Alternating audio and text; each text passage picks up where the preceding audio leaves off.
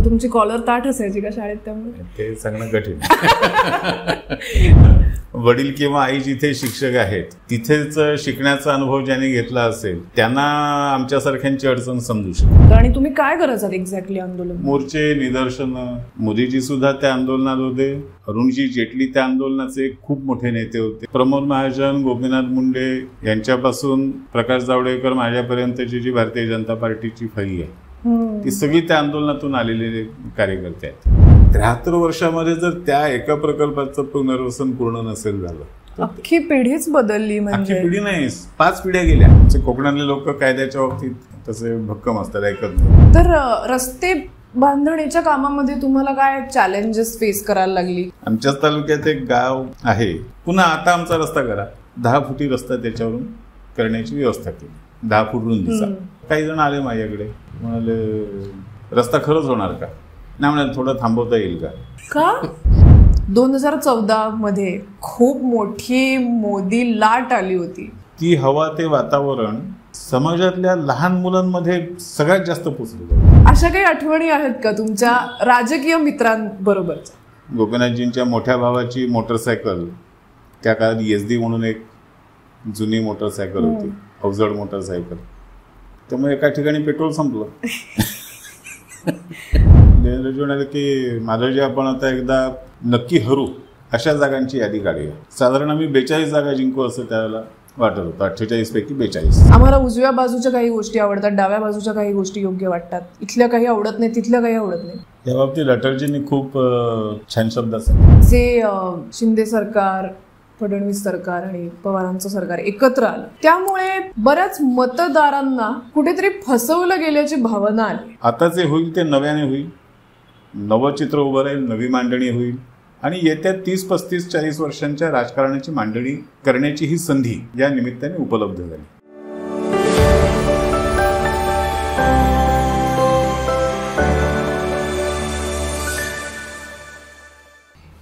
कसे आहात तुम्ही सर? छान. आम्ही तुम्हाला खूप वेळा पक्षाची बाजू मांडताना आणि वेगवेगळ्या रिपोर्टर्सची भांडताना बघितलंय टीव्हीवर.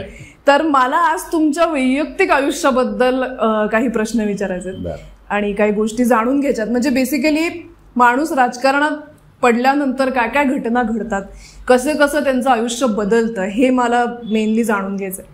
तर कुठे तुमचं बालपण कुठे गेलं, कुठे जन्म झाला? माझा जन्म झाला त्यावेळेचा रत्नागिरी जिल्हा, आताचा सिंधुदुर्ग जिल्हा, तिथे देवगडमध्ये. ओ. पण वडिलांच्या नोकरीच्या निमित्ताने आमचं फिरणं भरपूर झालं. अच्छा. आणि वडील शिक्षक होते, मुख्य म्हणजे संस्कृतचे शिक्षक होते. ओ. आणि संस्कृतचे विद्वान होते, नुसते संस्कृत शिक्षक म्हणजे संस्कृतचे विद्वान होते. तर नंतर मग ते 2-3 ठिकाणी पडाव टाकत म्हणजे वाई, अहमदाबाद असं करत करत ते डहाणूला स्थिर झाले. अच्छा. ठाणे जिल्ह्यात. बरं. आत्ताचा पालघर जिल्हा. त्यामुळे माझं शाळेचं सगळं शिक्षण हे डहाणूला झालं. अच्छा. आणि 1ली पासून 11वी पर्यंत डहाणूला शिकलो.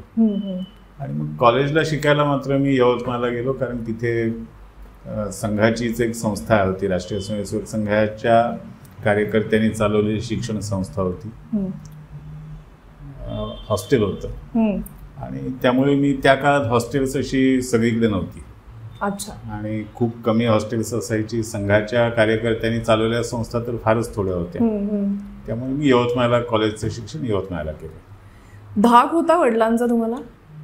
वडिलांचा धाक होता. वडील तसे शिस्तप्रिय होते आणि सगळं संघाच्या शिस्तीत वाढलेले, संघाचं सगळं काम नियमितपणे करणारे असं सगळं होतं. आमच्या शाळेमध्ये वडिलांचा धाक भरपूर होता.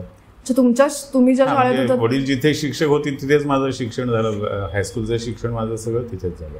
मग तुमची कॉलर ताठ असायची का शाळेत? त्यामुळे ते सांगणं कठीण.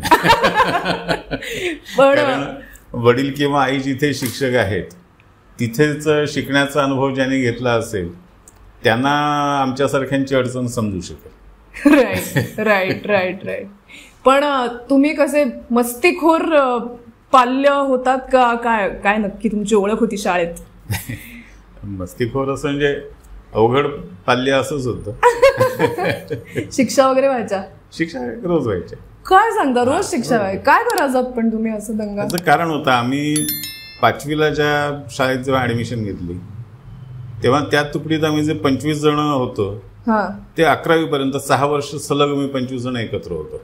बरं, फक्त मुलांचा वर्ग होता? फक्त होता मुला मुलींचा, पण आमची 25 मुलांची ग्रुप म्हणा, आताच्या भाषेत गँग म्हणा काही. अच्छा, म्हणजे नाही, गँग आणि ग्रुप मध्ये फरक आहे. तुमची गँग होती, काय करायचं? खूप शाळेत दंगा मस्ती खूप करायचं सगळंच. पण आम्ही सगळे होतो, म्हणजे आमच्या ग्रुपमध्ये खेळाडू होते, आमच्या ग्रुपमध्ये सगळ्या स्पर्धांमध्ये भाग घेणारे होते, चांगले चित्रकार होते. मी स्वतः कबड्डी खेळत असे, वक्तृत्व स्पर्धांमध्ये जात असे, आणि शाळेला येणारी बक्षिसं आणण्यामध्ये आमच्यापैकी बरेच जण असायचे. त्यामुळे शिक्षा नाही व्हायची. त्यामुळे झालं तरी मग जरा ठीक आहे, चालतंय, अशा ह्याच्यात जरा चालून जायचं. असं कुठलं मजेशीर आठवण आहे का शाळेतली? त्याच्यात खूप आहेत. एकदा आमच्याच बरोबरच्या एका मित्राची बहीण प्रथमच पोस्ट ग्रॅज्युएट झाली आणि आमच्या शाळेवर शिक्षिका म्हणून लागली. आणि आता दुर्दैवानेच म्हणायला पाहिजे की तिच्या आयुष्यातला पहिला तास आमच्या वर्गावर होता. अरे देवा. आणि ती आली तेव्हा वर्गात धुमाकूळ चालू होता, त्याच्यामध्ये तिचा भाऊ होता, आम्ही सगळेच होतो. तर तिने आपलं विचारून धाकट्या भावाला जरा दम भरून आपलं बसेल अशा अपेक्षेने त्याला, मला आणि आणखीन एक दोघांना उभं केलं. त्या धाकट्या भावाचा स्वाभिमान दुखावला ना, उभं तर राहिला. म्हणून ठीक आहे, तू ये घरी असं तो शिक्षिकेला म्हणाला.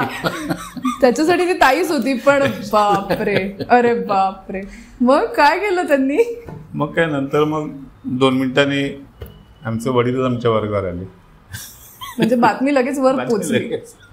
पण त्या ज्या शिक्षिका होत्या त्या डिस्टर्ब झाल्या असतील लगेच, बिचारी रडायला लागली. खूपच मोठा अपमान झाला, तू घरी भेट. पण मग या सगळ्यामध्ये तुमच्या कामाची अशी डायरेक्ट सुरुवात कधी झाली? ती कधी झाली असं सहजासहजी नाही सांगता येणार. कारण मी मगाशी म्हणाल तसं वडील राष्ट्रीय स्वयंसेवक संघाचे खूप जुने कार्यकर्ते होते. 1948ला जेव्हा संघावर बंदी घातली गेली आणि त्याच्या विरुद्ध सत्याग्रह झाला, त्या सत्याग्रहात त्यांनी भाग घेतला होता, तुरुंगात गेले होते. त्याच्यानंतरही त्यांनी संघाचं काम चालूच ठेवलं होतं. डहाणूतही संघाचं काम ते खूप मोठ्या प्रमाणावर करायचं. त्यामुळे घरात संघाच्या कार्यकर्त्यांचा, प्रचारकांचा राबता असायचा. त्यामुळे त्या सगळ्या कामाशी ओळख ही पहिल्यापासून होती. नंतर मग जेव्हा कॉलेजला शिकायला गेलो तेव्हा विद्यार्थी परिषदेच्या कामाला सुरुवात केली. विद्यार्थी परिषदेच्या कामामध्ये आंदोलनांचा भाग होता आणि चळवळी, आंदोलनं, हे सगळं त्या काळामध्ये विद्यार्थी आंदोलन मोठ्या जोरावर होतं, मोठ्या प्रमाणात होतं. आणि इंदिरा गांधींना किंवा त्यांच्या सत्तेला पहिलं गंभीर आव्हान हे विद्यार्थी आंदोलनाने दिलं. अच्छा. 72-73च्या काळामध्ये काय विषयावरती आंदोलन? राजकीय भ्रष्टाचार आणि महागाई, बेरोजगारी, या 3 मुद्द्यांवरती विद्यार्थी आंदोलन उभं राहिलं. आणि ते गुजरात, बिहार, उत्तर प्रदेश, काही प्रमाणात महाराष्ट्र, तिथून ते देशाच्या वेगवेगळ्या भागात पसरायला लागलं. त्याच्यातून जयप्रकाश नारायण त्या आंदोलनामध्ये उतरले. त्या आंदोलनाचं स्वरूपच बदललं. सगळ्या राजकीय पक्षांना त्यांची इच्छा असो नसो आंदोलनाला पाठिंबा द्यावा लागला. कम्युनिस्ट सोडून बाकीचे जे बिगर काँग्रेसी राजकीय पक्ष होते त्यांनी सगळ्यांनी विद्यार्थी आंदोलनाला पाठिंबा दिला. आणि ते एक देशातलं वातावरण खूप मोठ्या प्रमाणात बदलत गेलं. 75 साली जी आणीबाणी लागली त्याच्या मागचं एक सगळ्यात मोठं कारण हे विद्यार्थी आंदोलन होतं. त्या विद्यार्थी आंदोलनाने उभं केलेलं आव्हान, राजकीय आव्हान जे उभं केलं होतं ते चिरडण्यासाठी इंदिरा गांधींनी आणीबाणी लावली. पण आंदोलन म्हणजे काय नेमकं? तुमचं एकतर वय तेव्हा किती होतं आणि तुम्ही काय करायचं एक्झॅक्टली आंदोलन? मोर्चे, निदर्शनं, मुख्यतः हेच सरकारी कार्यालयात, सरकारी कार्यालयांवर निदर्शनं, मोर्चे. आणि किती संख्येत हे सगळं देशभरात चालू असेल साधारण? संख्या त्यावेळेला काय, मुलांची संख्या लहान मोठ्या प्रमाणात असायची, कुठे कमी जास्त असेल, पण विद्यार्थ्यांची संख्या चांगली होती. आंदोलनाला खूप चांगला पाठिंबा होता. म्हणजे त्याचा एवढा मोठा इम्पॅक्ट झाला त्या अर्थी. आणि दुसरा त्याचा भाग आहे ना, म्हणजे इम्पॅक्ट तो झालाच, पण दुसरा महत्त्वाचा परिणाम म्हणजे आज जे राजकीय नेतृत्व आपण भारतामध्ये बघतो ते काँग्रेस आणि कम्युनिस्ट सोडून बाकीच्या सगळ्या पक्षांमधलं राजकीय नेतृत्व हे त्या विद्यार्थी आंदोलनातून आलेलं नेतृत्व. हो का? मग अगदी आजचे पंतप्रधान मोदीजी सुद्धा त्या आंदोलनात होते. अरुणजी जेटली त्या आंदोलनाचे खूप मोठे नेते होते. सुषमा स्वराज त्या आंदोलनाच्या नेत्या होत्या. नितीश कुमार, लालू प्रसाद यादव, मुलायम सिंग यादव हे सगळे त्या आंदोलनातून पुढे आलेले नेते आहेत. महाराष्ट्रासाठी सांगायचं झालं तर प्रमोद महाजन, गोपीनाथ मुंडे यांच्यापासून प्रकाश जावडेकर माझ्यापर्यंतची जी भारतीय जनता पार्टीची फळी आहे ती सगळी त्या आंदोलनातून आलेले कार्यकर्ते आहेत. त्यामुळे ते आंदोलन सर्व अर्थाने परिणामकारक होतं. म्हणजे जे विद्यार्थी आंदोलनाचा भाग नव्हते अशा पण समाजाच्या भागातून तुम्हाला सपोर्ट तेव्हा मिळाला. ते आंदोलन सर्वव्यापी होतं. विद्यार्थी करत होते पण विद्यार्थ्यांच्या मागे समाज होता. एक्झॅक्टली. पण तेव्हाची माध्यमं खूपच लिमिटेड होती. मग हे कळायचं कसं? त्यावेळेला फक्त वर्तमानपत्र होती, बाकी काहीच नव्हतं. म्हणजे एवढं छापून येईल तेवढंच. आणि वर्तमानपत्र सुद्धा म्हणजे मुंबईत छापलेलं वर्तमानपत्र हे पुण्याला दुसऱ्या दिवशी त्या दिवशी संध्याकाळी मिळायचं, सकाळी मिळत नव्हतं. म्हणजे मुंबई पुणे जवळ म्हणून सांगितलं. राईट. बाकी मुंबईपासून इतरच्या भागामध्ये तर ते दुसऱ्या दिवशी सकाळी, परवाच्या दिवशी असंही केव्हाही मिळायचं. आणि वर्तमानपत्रांची संख्याही मर्यादित होती. हो. तरी सुद्धा हा परिणाम होता. बापरे. पण मग ह्याला काळ पण खूप लागला असेल लोकसंघटित होऊन त्याचा तेवढा मोठा इफेक्ट होईल. साधारणपणे एक जवळजवळ 5-1 वर्ष गेली त्याच्यात. खूप मोठा काळ आहे. म्हणजे 70-71 मध्ये ते 71 मध्ये आंदोलन सुरू झालं, कारण 71 मध्ये बांगलादेशचं युद्ध झालं होतं. ओके. बांगलादेशच्या युद्धाचा एक परिणाम होता, माहोल होता. इंदिरा गांधींबद्दल आकर्षण होतं. आणि त्यानंतरच्या ज्या निवडणुका झाल्या त्या निवडणुकांमध्ये इंदिरा गांधींना काँग्रेसला प्रचंड यश मिळालं. म्हणजे 72च्या विधानसभेच्या निवडणुकीत महाराष्ट्रामधल्या काँग्रेसला 78% मतं पडली होती आणि उरलेल्या 22% सगळे राजकीय पक्ष होते उरलेले. एवढा प्रचंड पाठिंबा काँग्रेसला मिळाला होता. पण तो 72 नंतर हळूहळू विद्यार्थी आंदोलन जसं उभं राहायला लागलं तसं तो कमी व्हायला लागला. आणि 72 नंतर विद्यार्थी आंदोलनाने जोर पकडला. अच्छा. मला ना आत्ता हे रिलेट करणं थोडं अवघड जात आहे की विद्यार्थी एका आंदोलनाला एवढा सपोर्ट सगळीकडून कसा मिळाला. कारण आज रोज नवीन एक काहीतरी आंदोलन आपण बघतो. तर आपण त्याकडे परत येऊया. तुमच्या कामाबद्दल मला असं विचारायचं आहे. तुम्ही पुनर्वसनाचं खूप काम केलंय आणि मला वाटतं ते तुम्ही चालू केलं तेव्हा स्वेच्छेने चालू केलं. तर असं म्हणतात की आपण आपलं काम बरेचदा निवडत नाही, आपलं काम आपल्याला निवडतं. तर तुमची पुनर्वसनाची काय नक्की कशी सुरुवात झाली? एकतर कोकणामध्ये काम करत असताना वेगवेगळ्या भागामध्ये आपलं काम वाढलं पाहिजे, वेगवेगळ्या लोकांना आपल्याशी जोडून घेतलं पाहिजे, असं सगळा प्रयत्न करताना त्याच्यासाठी स्थानिक प्रश्न हाताळणं हा प्रयत्न आम्ही सातत्याने करत होतो. बरोबर. आणि मग ते स्थानिक प्रश्न हाताळण्याच्या सगळ्या धडपडीमध्ये आमच्या भागातल्या प्रकल्पग्रस्तांचे विषय आम्ही हाताळायला लागलो, त्यांचे पुनर्वसनाचे प्रश्न हाताळायला लागलो. त्याच्यासाठी आंदोलन सुरू केली. तेव्हा तो खूप निकडीचा प्रश्न होता का पुनर्वसन कोकणात? त्या ठिकाणी होता, कारण ते प्रकल्पांसाठी जमिनी संपादित केल्या पण त्या संपादन केलेल्या जमिनीचे पैसे मिळाले नाहीत, किंवा जमिनी संपादित केल्या, घरं संपादित केली पण घरासाठी घर देण्याची भाषा केली होती, ते घर मिळालं नाही. म्हणजे लोक बेघरच झाली. लोक बेघर झाली कोकणातली सगळ्याच ठिकाणी. महाराष्ट्रामध्ये सर्व ठिकाणच्या प्रकल्पग्रस्तांची अवस्था ही तीच आहे. प्रश्न जवळपास समान आहेत. अच्छा. म्हणजे त्यांना प्रॉमिसेस दिली गेली जी पूर्ण नाही केली. तर त्यातून मग ते प्रश्न हाताळण्याच्या निमित्ताने मला पुनर्वसनातल्या विषयांची ओळख झाली, जाणीव झाली, त्यातले वेगवेगळे मुद्दे लक्षात यायला लागले. आणि नंतर जसा मी महाराष्ट्राच्या इतर भागामध्ये वावरायला लागलो आणि संबंध यायला लागले तसं कोकणातल्या माझ्या कामाबद्दल ऐकून इतर भागातले प्रकल्पग्रस्त माझ्याकडे यायला लागले. अच्छा. ते आपणून यायला लागले. आपण ओ, पण मग तुम्ही पहिल्यांदा तुम्हाला असं कधी वाटलं की हे चांगलं काम करतोय, किंवा असा कुठला अनुभव आठवतोय का की काहीतरी रिॲक्शन आली समोरून तुम्हाला खूप ओव्हरवेल्मिंग असं काही? नाही, असे अनुभव तर या पुनर्वसनामध्ये खूप आले. आणि विशेषतः महाराष्ट्रातल्या प्रकल्पग्रस्तांच्या पुनर्वसनाचं एक दुर्दैवी वैशिष्ट्य असे की यांचे प्रश्न हे 35, 40, 50 वर्ष जुने आहेत. इतके जुने आहेत? इतके जुने आहेत, म्हणजे त्याहीपेक्षा जुने आहेत. महाराष्ट्रामधलं पहिलं धरण कोयना, कोयन्याचं काम सुरू झालं 1950 साली. म्हणजे आता आज 72, 75, 73 वर्ष होत आली, 73 वर्ष झाली. पण अजूनही कोयन्याचं पुनर्वसन पूर्ण झालेलं नाही. अरे बापरे. अजूनही कोयनेच्या प्रकल्पग्रस्तांचे प्रश्न आम्ही हाताळतो, सोडवण्याचा प्रयत्न करतो.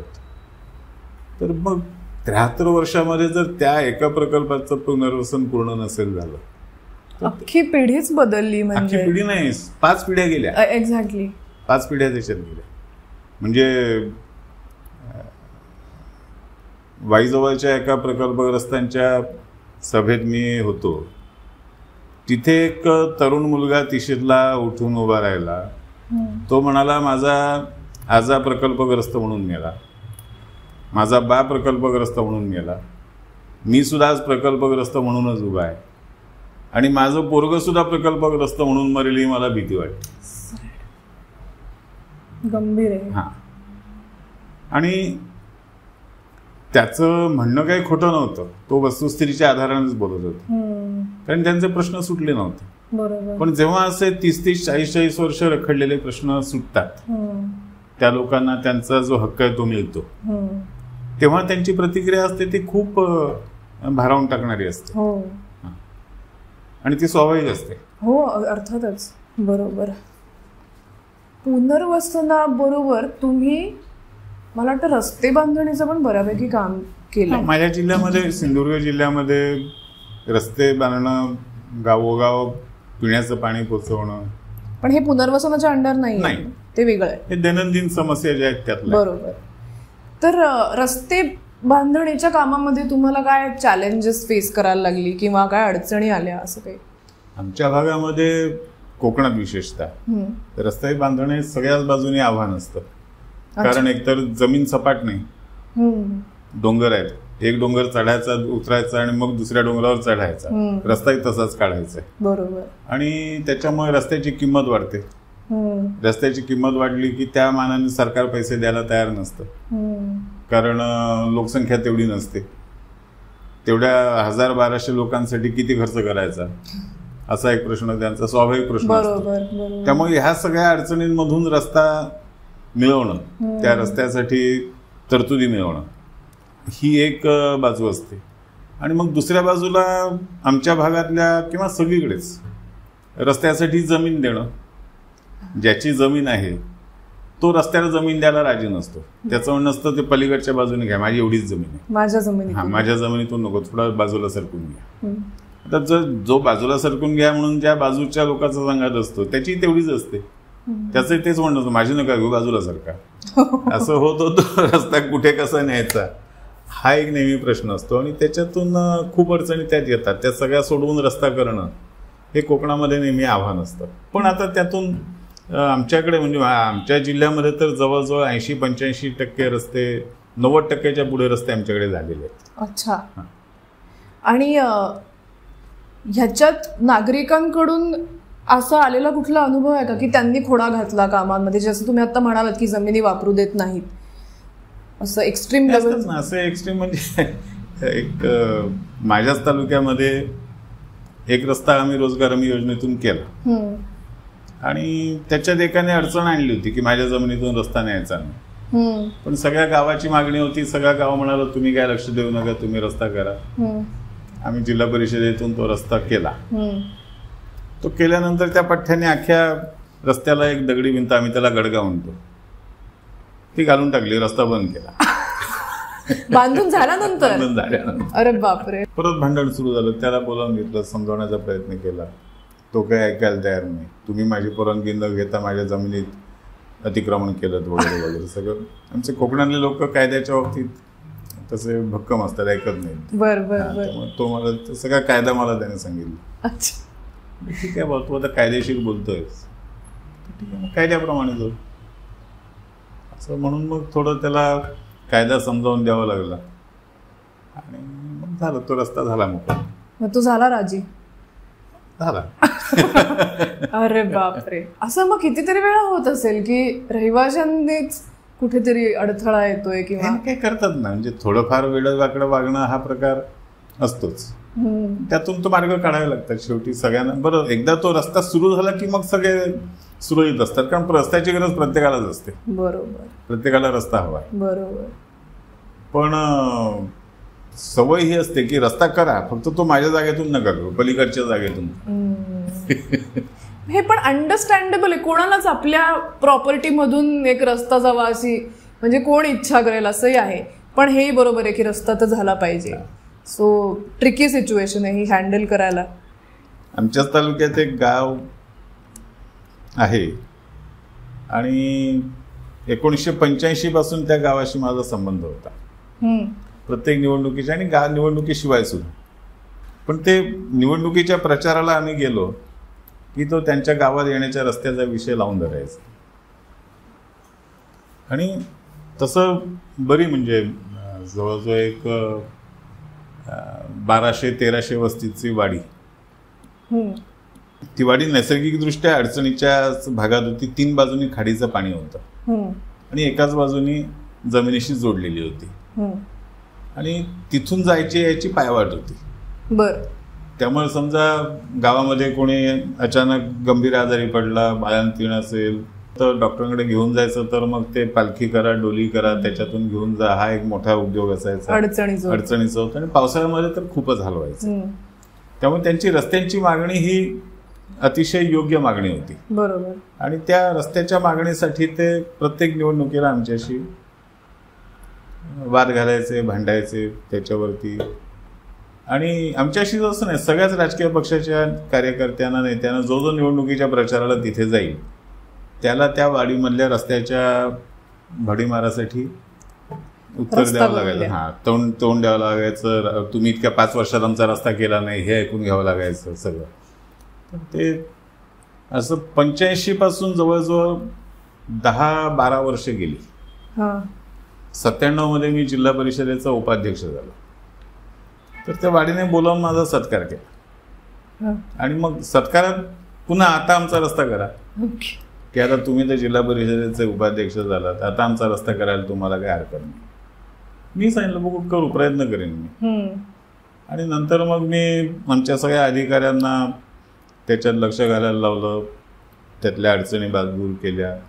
तो जो जाण्या येण्याचं पायवाट होती ती एका बांधावरून होती, त्यामुळे त्या बांधाच्या दुरुस्तीचं नाव पुढे करून त्याला रोजगार हमी योजनेत बसवलं आणि त्याला 10 फुटी रस्ता त्याच्यावरून करण्याची व्यवस्था केली, 10 फूट रुंदीचा. आणि ते सगळं काम मंजूर झालं.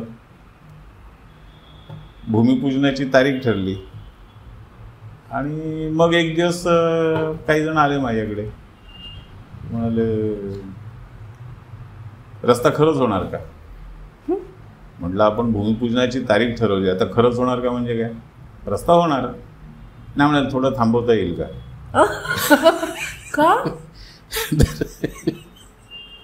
ते सगळ्याच्या मागचं एक कारण हे होतं की त्या गावामध्ये हातभट्ट्या चालत असत. ओके. दारू गाळण्याच्या. अच्छा. ओके. आणि तिथली दारू ही तालुक्यात प्रसिद्ध होती. बर. आणि ती पायवाटा असल्यामुळे पोलिसांचं जाच कमी असं त्यांचा समज होता. त्यांचं मग त्यातला एकाच म्हणणं होतं की रस्ता झाला की सगळ्या गाड्या यायला लागतील, हे होईल ते होईल. म्हटलं तुमचंही काम सोपं होईल ना, वाहतूक सोपी होईल. आता रस्ता होणार, आता त्याच्यात काय मागे येण्याचं कारण नाही, असं तो रस्ता केला. पण त्यांच्या हे रस्ता चालू केल्यानंतर लक्षात आलं का की आता पोलीस यायचे चान्सेस? नाही, कसं होतं, वर्षानुवर्षांच्या अनुभवामुळे त्यांचा ह्याच्यावर विश्वासच नव्हता की आपण मागणी केली म्हणून रस्ता होणार आहे. अच्छा. ते आपलं एक जसं देवाला गाराणं घालायचं तसं आम्हाला प्रचाराला आम्ही गेलो की आमच्या समोर सगळं छणकावून आरडाओरडा करून आपली बाजू मांडली या समाधानाने. ते खुश, आम्ही खुश. अरे बापरे. पण मग झाला रस्ता. आता तो डांबरी सुरा झाला, उत्तम रस्ता आहे. मग तिथले लोक ते समाधानी आहेत का आता? उत्तम आहे. हे तर आहेच की रस्ता झाला आणि चांगला रस्ता झाला, याचा परिणाम पुढच्या वर्षभरात दिसायला लागला की त्या गावामध्ये 10-12 रिक्षा पहिल्या एका वर्षात आले.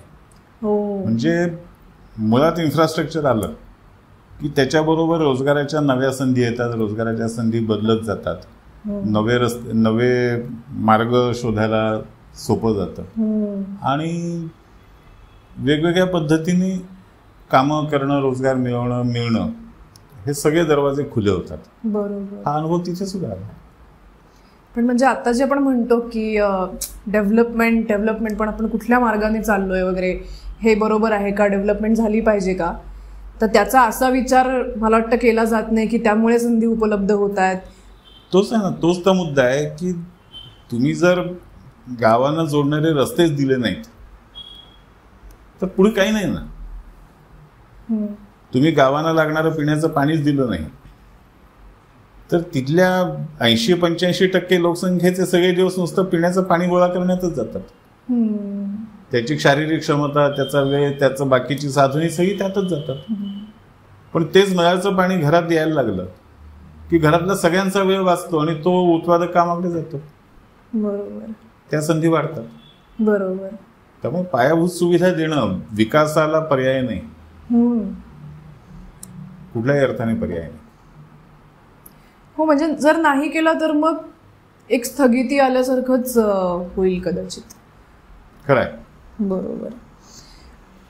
तुमच्या सगळ्या कामामध्ये सगळ्यात समाधानकारक कुठलं कार्य तुमच्या हातून घडलं असं तुम्हाला वाटतं की याच्यासाठी मी याच्यात आलोय?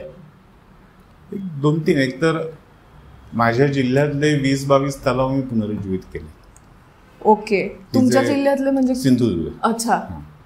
एक ज्यांना एक 300-400 वर्षांचा इतिहास आहे आणि 300-400 वर्षांपासून जे तलाव होते, मधल्या काळामध्ये नैसर्गिक कारणांनी, दुर्लक्षामुळे, बाकी सगळ्या कारणांमुळे त्या तलावांचा वापर थांबला होता. त्याच्यामध्ये घाण साचली, गाळ साचला, पाणी साठवण्याची क्षमता कमी झाली. अशा प्रकारचे जवळजवळ 20-22 तलाव मी पुन्हा पुनरुज्जीवित केले आणि ते जेव्हा पाण्याने तुडुंब भरलेले बघितले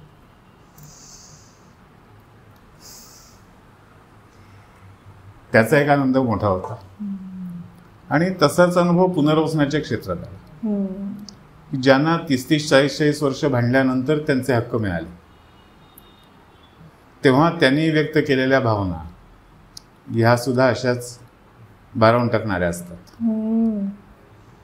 म्हणजे एक मगाशी ज्याचं मी म्हणालो की माझा आजा प्रकल्पग्रस्त म्हणून मेला, ते वाईजवळचं धूम धरणाखाली गेलेलं बोरीव नावाचं गाव होतं.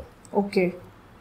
आणि पुनर्वसनाच्या यातली धोरण असं आहे की एक गाव जर उठलं असेल तर पुनर्वसनासाठी ते गाव पूर्ण बसवून द्यायचं. ते गाव दुसऱ्या गावात जोडून हे नाही करायचं, त्यात मिसळून टाकायचं नाही. पण या गावाच्या बाबतीत प्रकार असा झाला की सातारा जिल्ह्यातल्या एका नगरपालिकेच्या क्षेत्रात ते गाव ढकलून दिलं, वस्ती ढकलून दिली. त्यामुळे त्यांना गाव मिळालंच नाही, त्यांच्या गावाचं नाव नकाशावर राहिलं नाही. आणि त्या सगळ्यांची मागणी होती की आमचं गाव आम्हाला परत द्या, आमच्या गावाची वेगळं गाव आमचं आम्हाला पाहिजे. तर पुनर्वसनाच्या कायद्यानुसार त्यांचा तो हक्क होता. पण दुसऱ्या बाजूने नगरपालिका क्षेत्रात गेलेली वस्ती बाहेर काढून गाव पुन्हा करणं, गावठाण करणं, ग्रामपंचायत करणं हे सुद्धा कधी झालेलं नाही. ही अधोगती आहे असा एक म्हणू शकतो आपण. पण तो विषय माझ्यापर्यंत आल्यानंतर 2014च्या दरम्यान तो विषय माझ्याकडे आला. ते सगळे प्रकल्पग्रस्त माझ्याकडे, मी सातारा जिल्ह्यात काही कार्यक्रमासाठी गेलो होतो तेव्हा ते सगळे मला भेटले. आणि हा जो कार्यकर्ता होता त्याचं नाव देवराज देशमुख म्हणून कार्यकर्ता आहे, तर त्याच्या नेतृत्वाखाली ते गावकरी मला भेटले आणि आम्ही नंतर त्या विषयाला हात घातला. आणि विशेष म्हणजे महाराष्ट्रातलं हे एकमेव उदाहरण आहे की नगरपालिका क्षेत्रात गेलेली वस्ती बाहेर काढून गावठाण करून ती नवी ग्रामपंचायत केली गेली. अच्छा. अर्थात आम्ही प्रयत्न करत होतो, विस्थापित झालेले गावकरी आंदोलन करत होते, मी त्यांना सहकार्य करत होतो, मदत करत होतो, पाठिंबा देत होतो. हे सगळं जरी खरं असलं तरी त्यावेळेचे मुख्यमंत्री देवेंद्रजी फडणवीस आणि महसूल पुनर्वसन मंत्री चंद्रकांतदादा पाटील या दोघांनी माझ्या म्हणण्याला मान्यता दिली म्हणून तो निर्णय होऊ शकला, नाहीतर होऊ शकला नसता. त्यामुळे त्या दोघांचं श्रेय त्यातलं मोठं आहे. तुमचा हा मोठेपणा वाटतोय मला की तुम्ही सगळ्यांचा मेन्शन करतायत, पण this is one of those things ज्यामुळे तुम्हाला असं वाटलं की मी हे योग्य काम करतोय आणि बरं झालं. तसा एक वेगळा अनुभव म्हणजे पुणे शहरातल्या पानशेत पूरग्रस्तांचे प्रश्न. तर पानशेत पूर येऊन गेला, त्याला सुद्धा आता पूर मला वाटतं 60-61 मध्ये केव्हा तरी आला होता. पण 2014 नंतर आमच्या सरकारच्या काळामध्ये आम्ही या प्रश्नांची बऱ्यापैकी सोडवणूक करत आणली. खरं म्हणजे पूरग्रस्त हे काही प्रकल्पग्रस्तांमध्ये येत नाहीत, कारण माझा संबंध सगळा प्रकल्पग्रस्तांच्या प्रश्नांशी होता. माझा काही पुणे शहरातल्या प्रश्नांशी माझा संबंध तसा येण्याचं काही कारण नव्हतं. पण मग हे पुनर्वसनाचंच पुनर्वसनाचं आहे. पुनर्वसनाचे अनेक अंग आहेत, पुनर्वसनाचे अनेक पैलू आहेत. त्यातल्या प्रत्येक विषयामध्ये सगळेजण म्हणजे सगळ्या विषयात एक जण काम करू शकेल हे शक्यच नाही. बरोबर. एका विषयामध्ये सुद्धा एकट्याला काम करता येईल असं हे अवघड आहे, कारण त्याची व्याप्तीच खूप मोठी आहे. बरोबर. पण काही कारणाने पुण्यातले जे पानशेत पूरग्रस्तांच्या आंदोलनाचं नेतृत्व करणारे कार्यकर्ते होते ते सगळ्या मधल्या काळात माझ्याकडे परत आले आणि त्यांनी आग्रह धरला की तुम्ही आमच्याही प्रश्नांची दखल घ्या, आमच्या प्रश्नांसाठी तुम्ही आम्हाला मदत करा. त्यातून जे प्रयत्न सुरू केले त्याच्यातून बऱ्यापैकी सोडवणुकीचे मार्ग आम्ही काढले. म्हणजे त्याचे धोरणात्मक निर्णय जे व्हायला हवे होते, जे वर्षानुवर्ष झाले नव्हते, ते धोरणात्मक निर्णय आमच्या सरकारने घेतले. आणि तिथे सुद्धा मगाशी मी म्हणत होतो की देवेंद्रजी फडणवीस आणि चंद्रकांतदादा पाटील ह्या दोघांनी त्या बाबतीत पूर्ण तयारी दाखवून ते धोरणात्मक निर्णय घेतले. दुर्दैवाने आमचं सरकार मधल्या काळात म्हणजे मुदत संपली आणि पुन्हा आमचं सरकार आलं नाही, त्यामुळे त्या निर्णयांची अंमलबजावणी करणं हा भाग शिल्लक राहिला. पण पुण्यातल्या पानशेत पूरग्रस्तांच्या 55,000च्या आसपासच्या कुटुंबांचे प्रश्न सोडवण्याचा रस्ता हा आम्ही मोकळा केला हे नक्की. महाराष्ट्राचा एकही जिल्हा असा नाही की जिथे पुनर्वसनाचे विषय शिल्लक नाहीत, असा एकही जिल्हा नाही. सगळीकडचे विषय अजून पूर्णपणे सॉल्व्ह झालेले नाही झाले. बापरे. तुम्ही जो काही प्रयत्न केलात पुनर्वसनाचं काम जेवढं केलं, म्हणजे आपलं गेलेलं घर परत मिळणं ही खूप मोठी गोष्ट आहे, खूपच मोठी गोष्ट आहे. म्हणजे मला कल्पनाही नाही करता ते त्यांना काय वाटत असेल. पण एक वित्तीय मिळकत बाजूला ठेवून अशा लोकांची तुम्हाला खूप मिळकत मिळाली असेल, पुण्य या अर्थाने मी म्हणते. तर मला असं काही सांगू शकाल का तुम्ही एखादा अनुभव? त्यातला सगळ्यात मोठा अनुभव म्हणजे 21 जुलै मध्ये मी बऱ्यापैकी आजारी पडलो.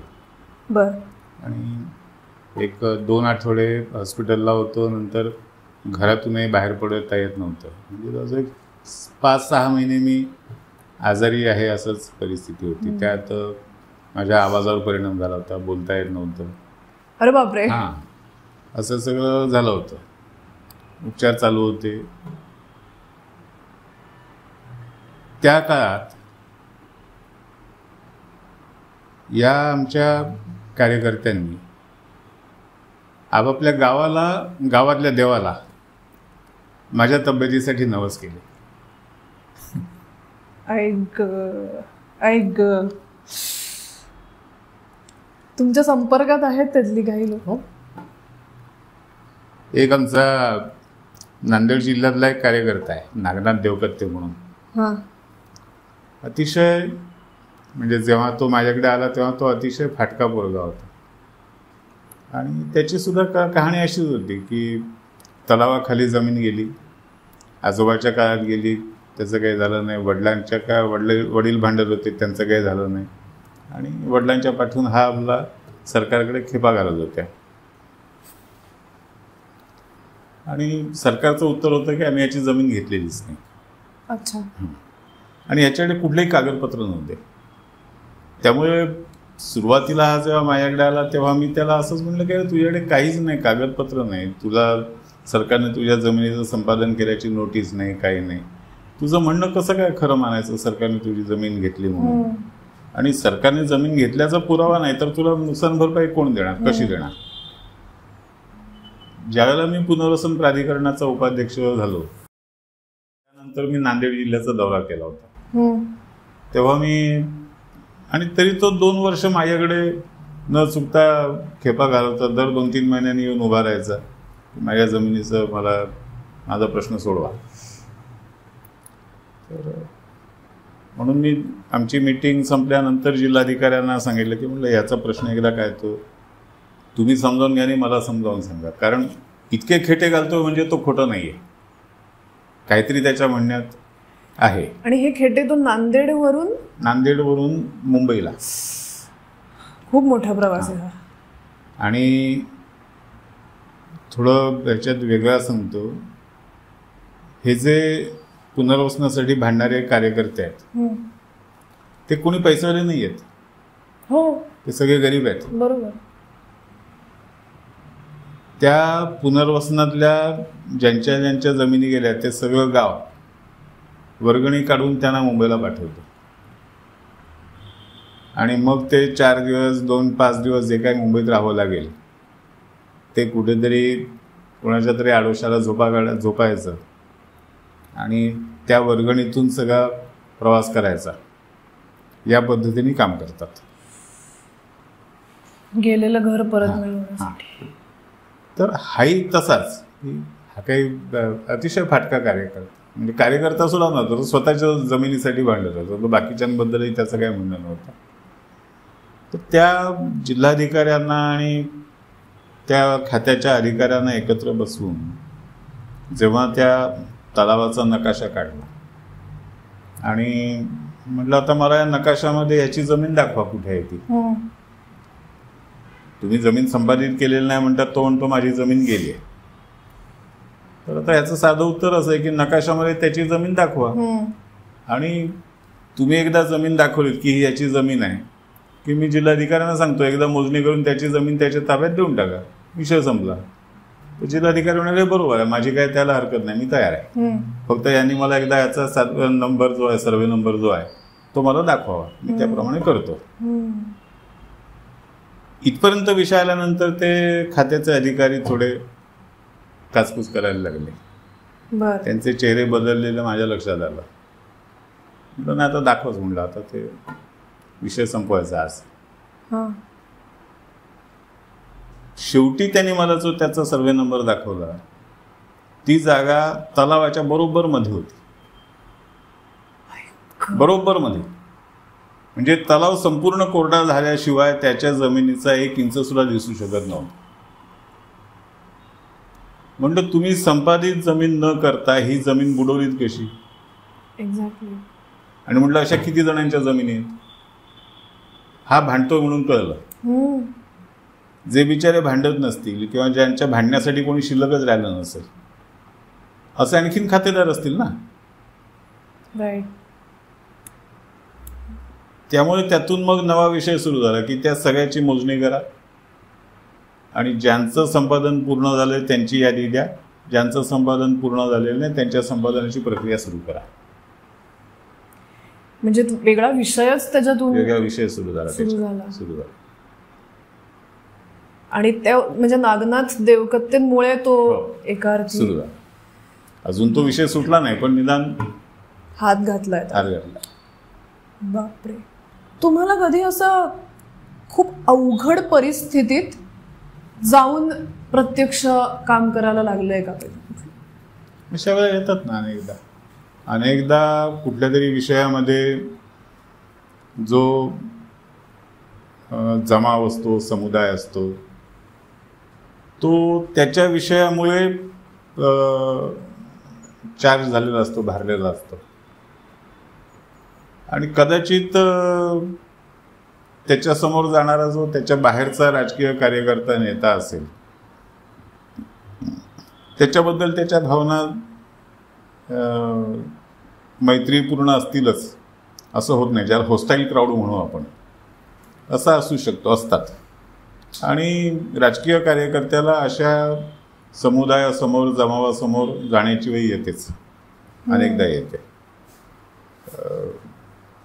मला यातला सगळ्यात लक्षात राहिलेला अनुभव जर सांगायचा तर 2014 आमचं सरकार आलं, देवेंद्रजी मुख्यमंत्री झाले आणि आम्ही गोहत्या बंदीचा कायदा महाराष्ट्रामध्ये लागू केला. गोहत्या बंदीचा, बरोबर, आणि गोवंश हत्या बंदीचा. आणि त्याच्या विरुद्ध जे कत्तलखाने चालवणारे लोक आहेत त्या सगळ्यांचा मोठा रोष होता. त्यांचं आंदोलन होतं. त्यांनी मुंबईच्या आझाद मैदानावरती एक मोठा मोर्चा आणला होता. जवळजवळ 5,000-5,500 लोक त्याच्यात होते. आणि त्या मोर्चाचं आयोजन करणारे संघटना ज्या होत्या त्या कम्युनिस्ट संघटना होत्या. आणि कत्तलखाने चालवणारे जे सगळे होते ते काय आमच्याशी संबंधित कोणी होते अशातला काही भाग नाही. पण त्या मोर्चासमोर आम्ही येऊन सरकारची बाजू मांडावी असं मला त्या मोर्चाचं आयोजन करणाऱ्या संघटकांपैकी 1-2-3 आग्रह केला. मी म्हटलं मी येईन, पण मी आलेलं तुमच्या लोकांना चालणार आहे का? आणि ते लोक नीट वागतील का? तर ते ज्यांनी मला यायचा आग्रह केला तर ते म्हणाले नाही, तुम्ही या, तुमच्याबद्दल कोणाचे काही अडचण राहणार नाही आणि तुम्ही या. गेलो त्या मोर्चासमोर. ते एक वेगळंच दृश्य होतं. समोरचा एक 5,000-5,500 हजाराचा कधी न अनुभवलेला समुदाय आणि त्यांच्या तापलेल्या भावना, मंचावरती सगळे कम्युनिस्ट आणि डावे कार्यकर्ते. किती होते हे सगळे जण मिळून? समोरची गर्दी 5,000-5,500 हजाराची होती आणि मंचावरती एक 30-35 लोक होते. आणि तुमच्या बरोबर कोण कोण होतं? माझे 1-2 कार्यकर्ते होते. म्हणजे 2-3 जणच होतात बरं. पण मी गेलो तिथे, त्यांच्यावर अर्धा तास थांबलो, भाषण केलं, आलो सुखरूप परत आलो. पण तुम्हाला भीती वाटली का तेव्हा? नाही, भीती नाही वाटली, कारण तेवढा विश्वास मला होता. आणि तुम्ही काय भाषणात म्हणजे त्यांना काय? आमच्या सरकारच्या निर्णयाचं पूर्ण समर्थन, सरकारच्या निर्णयाचं जे तर्कशास्त्र आहे, त्यातले जे मुद्दे आहेत ते सगळे मी त्यांच्यासमोर ठेवले. कुठलेही त्याच्यात काही गैरसमजुतीला जागा राहील असं कुठलंही आश्वासन देण्याचा प्रयत्न मी केला नाही. कुठलंही आश्वासन दिलं नाही. आमची बाजू मांडली आणि शांतपणे बाहेर. ओके. अवघड परिस्थिती. आता मी थोडीशी अलीकडच्या काळात ला प्रश्न विचारणार आहे. 2014 अब की बार मोदी सरकार, एक खूप मोठी मोदी लाट आली होती. ती आम्हाला जाणवलीच अर्थातच, पण आय एम शुअर ती तुम्हाला वेगळ्या लेवलवरती फील झाली असेल. तर असं तुम्हाला कधी वाटलं का की हे खूप मोठं काहीतरी होतंय, याचा इम्पॅक्ट खूप खोलवर गेलाय? असं साधारणपणे 2013च्या सप्टेंबर-ऑक्टोबर पासून जाणवायला लागलं. बर. की ज्याला एक इंग्रजीमध्ये ग्राउंडस्वेल म्हणतात, तर तो ग्राउंडस्वेल हा साधारणपणे 2013च्या ऑक्टोबर-नोव्हेंबर पासून जाणवायला लागला होता. अच्छा. आणि जसजसं वातावरण तापत गेलं तसतसं मग खूप अनुभव असे येत गेले की जे आमच्या अपेक्षेच्या बाहेरचे होते, कल्पनेच्या पलीकडचे होते. म्हणजे अनेकदा आमचाच आमच्यावर विश्वास बसत नसे की नेमकं काय होणार आहे. की एवढं सगळं वातावरण तर दिसतंय पण लोकांनी फसवतं काय घ्या. खरंच साहजिक आहे असा विचार येणार. आणि त्या काळातले अनुभव तर फार अफलातून गमतीदार होते. एखादा ऐकायला आवडेल. ते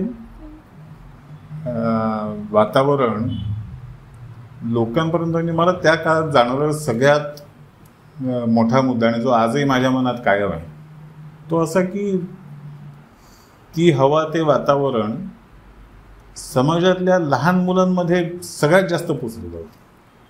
करेक्ट. म्हणजे मला नेहमीच कोडं पडतं की ज्याला काय देणं नाही घेणं नाही, ज्याला मोदी काय, इंदिरा गांधी काय, राहुल गांधी काय, सगळे सारखेच. त्याच्यासाठी शाहरुख खान, सलमान खान, तसे राहुल गांधी आणि नरेंद्र मोदी. हो. त्या मुलांना ह्यात काय कळतं आणि त्यांना याच्यामध्ये इतका हे काय, म्हणजे त्यांच्यावर एवढा परिणाम काय, त्यांना इतका रस काय, ह्या प्रश्नाचं उत्तर मला आजतागायत काही मिळालेलं नाही. पण त्यावेळेचा एक अतिशय भारी किस्सा जो मी कधीच विसरू शकणार नाही. आम्ही मुंबईलाच कार्यालयात होतो आणि मला माझी कामं आटपून यायला रात्री उशीर झाला होता. जवळजवळ 11:30 वाजता मी कार्यालयात परत गेलो. माझं जेवण राहिलं होतं आणि माझ्यासाठी थांबलेले जे माझे सहकारी होते त्यांचंही जेवण राहिलं होतं. त्यामुळे आम्ही 7-8 जण जेवायचे बाकी होतो. तर मग आम्ही त्या आमच्याच कार्यालयाच्या मागे नरिमन पॉईंटला स्टेटस म्हणून एक हॉटेल आहे, त्या हॉटेलमध्ये गेलो. त्याने बंद व्हायची झाली होती पण त्याने आमच्या भुकेलेल्या तोंडाकडे बघून आमची व्यवस्था केली. आम्ही ज्या टेबलावर बसलो होतो, आमच्या शेजारच्याच टेबलावर एक कुटुंब बसलं होतं. तेही होते, 10-12 जण होते ते. आणि त्याच्यात 2-3 लहान मुलं होती. त्यात एक खूप छोटी मुलगी होती, म्हणजे फार फार तर 3-3.5 वर्षांची वगैरे असेल. ती मुलगी प्रत्येकाच्या जवळ जाऊन काहीतरी पुटपुटत होती आणि सगळेजण तिच्याकडे सराईत दुर्लक्ष करत होते. म्हणजे मग ती त्याने लक्ष नाही दिलं, ती दुसऱ्याकडे, तिसऱ्याकडे, चौथ्याकडे, असं ती सगळ्यांकडे फिरून आली पण ते काही तिच्याकडे कोणी काही लक्ष दिलं नाही. नंतर मग ती तिकडे काय जमलं नाही, बघल्यानंतर ती हळूहळू आमच्याकडे वळली. ती अशी दबकत आली आमच्या ग्रुपमध्ये, प्रत्येकाच्या जवळ जाऊन काहीतरी पुटपुटायची. काय पुटपुटत होती ते आमच्या लोकांना कळलं नाही, त्यामुळे आमच्याही कोणी लक्ष दिलं नाही.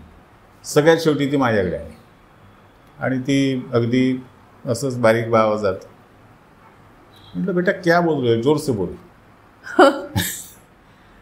तर जरा मग तिला बरं वाटलं की कोणीतरी आपल्याला भाव देतंय. म्हटलं बोलो, जोर से बोलो. तिने काय सांगावं, अब की बार मोदी सरकार. काय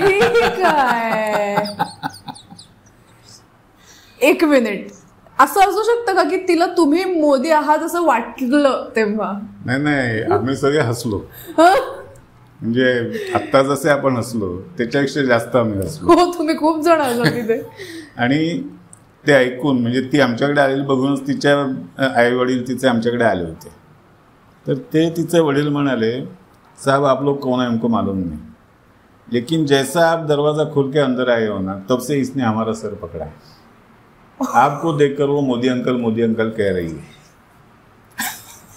कारण तुम्ही दिसता सिमिलर.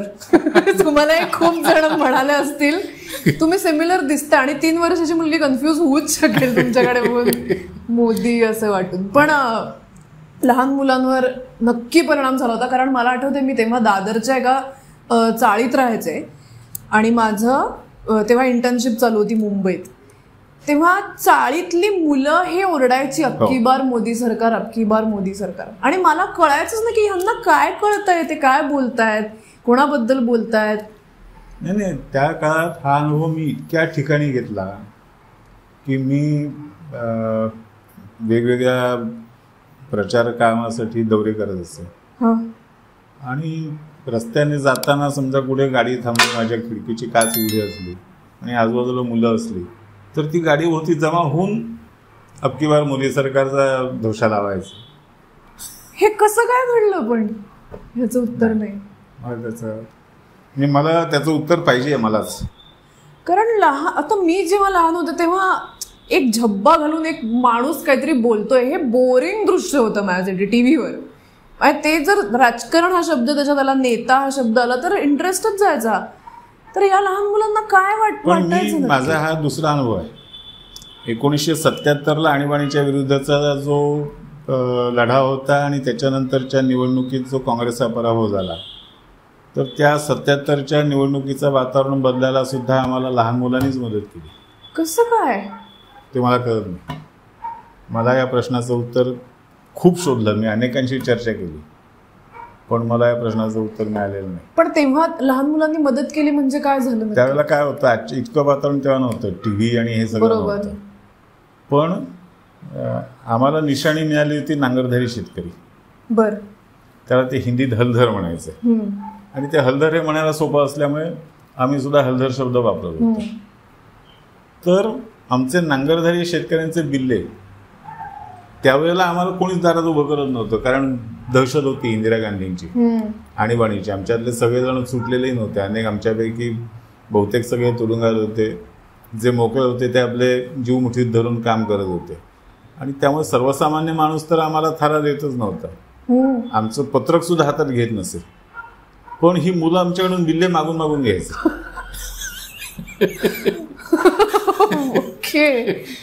आणि मग कहीं भी देखो हलधर हलधर ही मुलंच गावभर बोंबलत फिरायची. तर त्या मुलांनी जे वातावरण सुरू केलं त्याने हळूहळू दहशतीचा पगडा कमी झाला. त्यांनी एक प्रचार केला.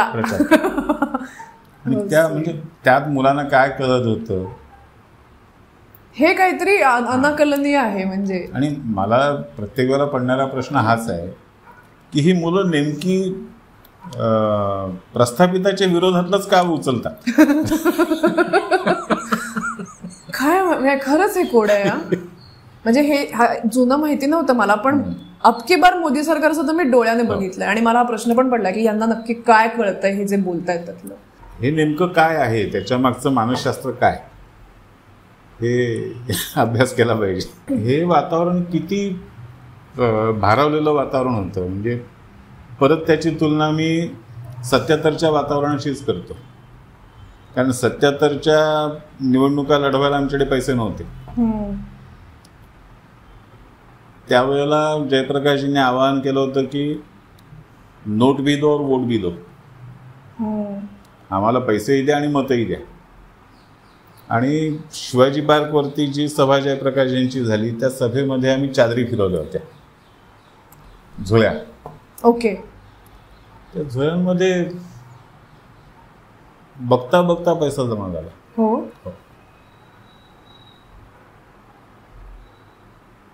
तोच अनुभव 2014च्या निवडणुकीत परत झाला की मोदीजींच्या सभांमध्ये आम्ही हे कलश फिरवत होतो देणे हे करण्यासाठी, तुमचं कॉन्ट्रीब्युशन द्या, तुमचं सहभाग द्या. तर अगदी सोलापूर लातूर सारख्या आडवाण्याच्या गावांमध्ये आणि जिथे आमचा प्रभाव नाही अशा गावांमध्ये सुद्धा ठेवलेले कलश ते पहिल्या 15-20 मिनिटात भरले. नंतर मग आमच्याकडे काही नाही, म्हणजे आता ही व्यवस्थाच नाही असं म्हणून आम्हाला तो विषय बंद करावा लागला. एवढा प्रतिसाद होता. म्हणजे सोलापूरला तर जमा झालेल्या पैशांमध्ये सुट्या नाण्यांची संख्या जवळजवळ 50% होती. ओके. कारण तिथला आलेला वर्ग सगळा जो होता तो कष्टकरी कामगारी शेतमजूर वर्ग होता. कोणी 2 रुपये दिले, कोणी 5 रुपये दिले, असं होतं.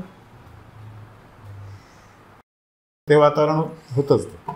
आम्ही जेव्हा राजकारणाविषयी टीव्हीवर बघतो किंवा पेपरमध्ये वाचतो तेव्हा असं आम्हाला खूप ते सिरियस आणि कडक किंवा खूप वेट असलेलं असं सगळं वाटतं. तर मला असे काही गोष्टी तुमच्याकडून ऐकायला आवडतील जे ऑफ कॅमेरा तुमचे एकमेकांशी काय रिलेशन असतं. आणि तुम्ही पण जोक्स करतच असाल ना तुमच्या ग्रुपमध्ये. तर अशा काही आठवणी आहेत का तुमच्या राजकीय मित्रांबरोबरच्या? शेवटी असं आहे की राजकारण झालं तरी ते मानवी आहे. राजकारणाले संबंध हे शेवटी मानवी संबंध असतात. हो. त्याच्यामुळे राजकारणाबाहेरच्या समाजात जे चालतं ते सगळंच चालतं. त्याच्यामध्ये गप्पा गोष्टी चालतात, चेष्टा मस्करी चालते, गमती जमती चालतात, विनोद हास्य विनोद चालतं, हे सगळं चालतं. नाही असं काही नाही. कोण मित्र आहेत पण तुमचे असे? असे अनेक मित्र आहेत. त्यातले आता काही नाहीत, काही आहेत. आम्ही जेव्हा महाराष्ट्रामध्ये कामाला सुरुवात केली 1980 मध्ये, भारतीय जनता पार्टीची स्थापना झाली 1980ला, 6 एप्रिल 1980. आणि त्यावेळेला जी कामाला सुरुवात केली त्यावेळेला जी टीम महाराष्ट्र प्रदेशात काम करत होती तरुणांची, त्याच्यामध्ये आमच्या सगळ्यांमध्ये एक चांगलं मैत्रीचं वातावरण होतं. त्याच्यामध्ये प्रमोद महाजन आमचे नेते होते, गोपीनाथ मुंडे होते, धरमचंद चोरडिया होते, मी होतो, प्रकाश जावडेकर होते, विश्वास गांगुर्डे होते. अशी आमची एक जवळजवळ 10-11 जणांची टीम होती.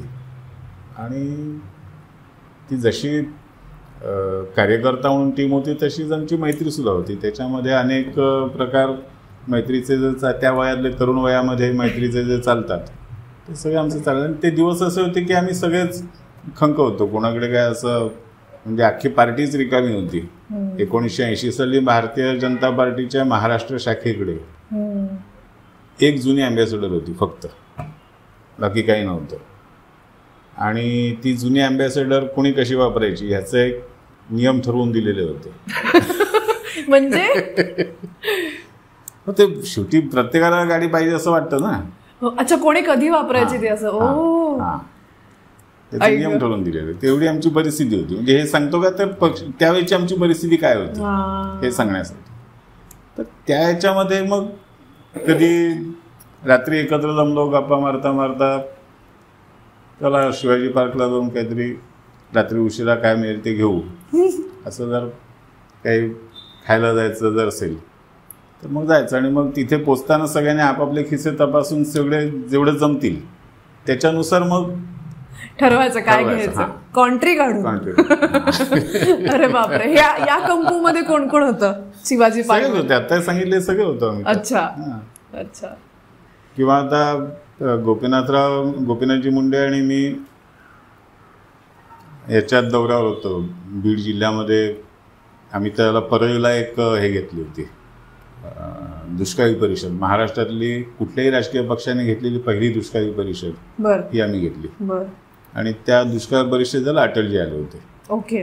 तर त्या परिषदेच्या तयारीसाठी आम्ही बीड जिल्ह्यामध्ये दौरे करत होतो. त्यावेळेला दौऱ्याची साधनही कमी होती. एकदा गोपीनाथजींच्या मोठ्या भावाची मोटरसायकल, त्या काळात SD म्हणून एक जुनी मोटरसायकल होती, अवजड मोटरसायकल, ती घेऊन आम्ही गेलो. तुम्ही आणि ते? हां. आणि घेऊन जाताना त्यात पेट्रोल किती वगैरे बघणं ते डोक्यात नाही. त्यामुळे एका ठिकाणी पेट्रोल संपलं. अरे बापरे. मग?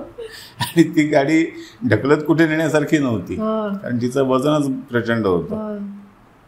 तर शेवटी आम्ही ती गाडी एका सावलीपर्यंत कशी बशी आणली आणि उभे राहिलो. आता पुढं काय करायचं याचा विचार करत मग असं ठरलं की बस जर एखादी मिळाली किंवा आणखीन काही मिळालं तर परळीपर्यंत जायचं, जाऊन पेट्रोल घेऊन यायचं आणि ते टाकायचं आणि मग परत जायचं. असं सगळं ठरवलं होतं. तोपर्यंत एक बैलगाडी आली. लिफ्ट मागितली की काय? लिफ्ट मागितली. आम्ही बैलगाडीत लिफ्ट मागितली. आई शप्पथ. बाकी गाडीच बैलगाडीत टाकली आणि गेलो. शेवटच्या डेस्टिनेशन पर्यंत बैलगाडीतून गेला? शेवटच्या डेस्टिनेशन पर्यंत बैलगाडी घेऊन गेली. खूप उशिरा पोचला असाल मग. निवांत. देवेंद्रजींबरोबरचा कुठला किस्सा आहे तुमचा?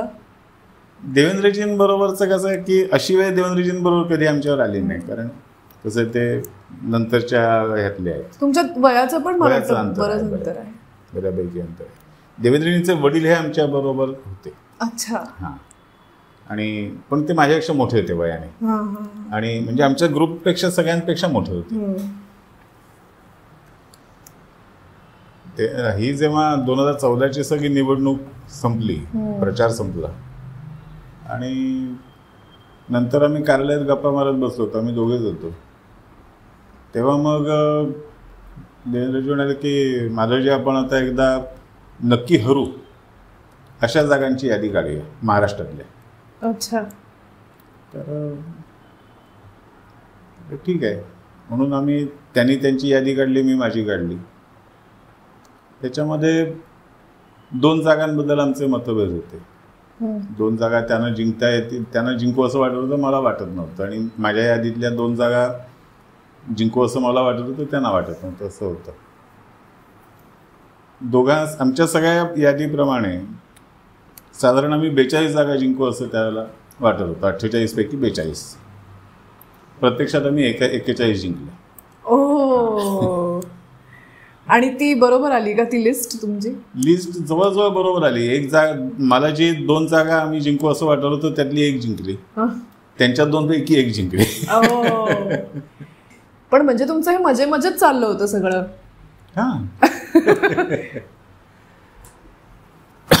ग्रीन टी घेऊया आपण आता. ग्रीन टी आता आपण ग्रीन टी घेतो. हे बघून प्रमोदजींबरोबरचा एक चहा मला आठवला. तो सुद्धा असाच 81च्या मधला किस्सा असेल. आम्ही रत्नागिरी जिल्ह्याच्या दौऱ्यावर होतो. संध्याकाळी केव्हा तरी आम्ही कणकवली गावात पोचलो. कणकवली शहर नव्हतंच तेव्हा, छोटं गाव होतं. आणि तिथे चहा प्यायला म्हणून थांबलो. एका त्याला म्हणजे टपरी सुद्धा म्हणणं अवघड होतं, झोपडी होती आणि तिथे तो चहा देत होता असं त्याचं म्हणणं होतं. ओके, आली कल्पना मला. मी तिथे चहा प्यायला बसलो. त्याने चहा बी आणून ठेवला समोर. एकंदर चहाचा रंग बघूनच आमची परिस्थिती म्हणजे चेहरे आमचे बदललेच होते. तो तोंडाला लावल्यानंतर आणखीन जळलं. चहा एकदम थंड होता. अच्छा. प्रमोदजींना काय राहवलं नाही. त्याने त्या पोराला बोलावलं. तर काय रे किती थंडगार चहा दिलायस. ते पोरगं कोकणातलं पोरगं ते काय ऐकतंय. त्याने काय करावं. त्याने सहज त्या कपात बोट बुडवलं आणि वर ऐकवलं, ह्या काय थंड असा. हा काय चहा थंड आहे. अरे असं त्याने प्रत्यक्ष अगदी प्रमाण दाखवून आम्ही आपला चहा न पिता त्यातून बाहेर पडलो. पण म्हणजे चहाचे तुम्ही फॅन दिसताय बऱ्यापैकी. चहाचा फॅन नाही. चहा हे एक काय म्हणायचं त्याला, नेसेसरी एव्हिल. या कारणाने समाजात वावरताना चहाला नाही म्हणता येत नाही. आणि ग्रामीण भागात तर अजिबात नाही. कारण तिथे ते कुठल्या परिस्थितीत आपल्याला चहा पुढे करतात हे सांगता येत नाही. आणि त्यावेळेला त्याला नकार देणं म्हणजे त्यांच्या भावनेचा अपमान. बरोबर आहे.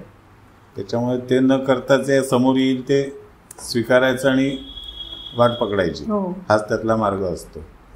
त्यामुळे मी इतक्या प्रकारचे चहा प्यायलं आणि इतक्या पद्धतीने प्यायलं की त्याच्यावर मी एक स्वतंत्र पुस्तक लिहू शकेन. अरे बापरे, अरे बापरे. आपण एक वेगळा एपिसोड करूया तुमच्या चहा, तुम्ही आणि चहा असा विषय घेऊन.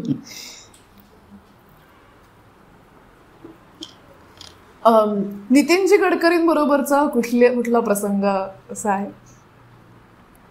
नितीनजी महाराष्ट्राचे अध्यक्ष झाले 2005-06 मध्ये. 2005च्या अखेरला प्रत्यक्षात.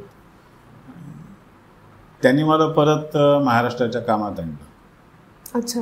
हां. आणि त्यावेळेला मग नितीनजींचा माझा घनिष्ठ संबंध असायचा. पूर्वी होता, नंतर तो त्या काळात वाढला. आणि नितीनजी हे खाण्याचे हौशी हे म्हणून प्रसिद्ध आहेत. हो का? आणि म्हणजे देशभर त्याचे किस्से प्रसिद्ध आहेत. अच्छा. नाही, माझा ऐकलेलं नाहीये.